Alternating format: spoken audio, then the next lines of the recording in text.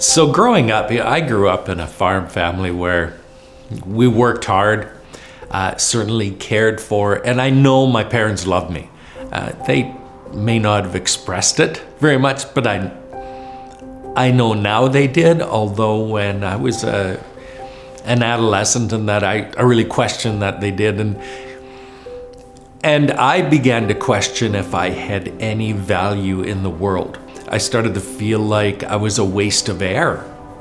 That's the best way I could term it. That I had nothing going for me, that I didn't have any strengths, that I didn't have anything to contribute. And in the home that we were raised in, yes, it was a good home, but it really was a very behavior-based home where expectations were pretty high. And in my whole life, I never ever heard my dad say, "I'm proud of you."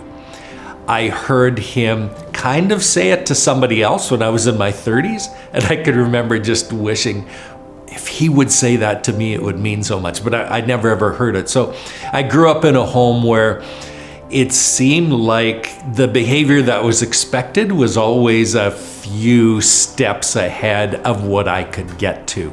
And as a result, when I was 15, 16, I began to do things that I was not proud of, and in that I would drink with friends and never let my parents know about it, of course, and just be acting in a way I knew wasn't right, and it really wasn't me, but I was doing it to try and fit in.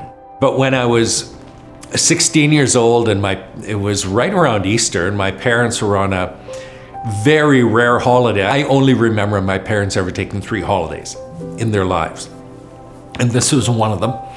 And they were gone to Eastern Canada for a couple of weeks, and it just so happened in Saskatchewan we had Easter exams. It was right at that time, and boy, I was not doing well in my exams.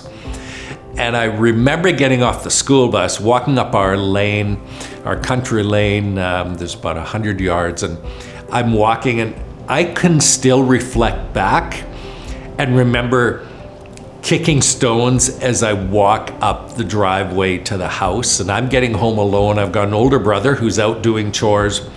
We had cattle and grain, and so there was always lots of work. I was supposed to get inside, get changed, and get outside and start working with him. But I can remember I'm walking up this gravel lane and I'm kicking the rocks as I go, going, why am I here? What use do I bring to the world? And by the time I was in the house, I was at a place of saying that the world would be better off without me. And so instead of getting changed to go outside, I remember going and getting my brother's .30-06 hunting rifle off the gun rack and sitting on my bed, and I remember staring down at this gun, and I can still, if I close my eyes, I can still picture the cold blue steel of that rifle, being moments from turning it towards me, but something inside saying, don't do it. Your parents really do love you. Even though I didn't feel that, that's the place I had gotten to. And so I ended up putting the gun back on the shelf and going out and helping my brother, and I was pretty messed up at that point.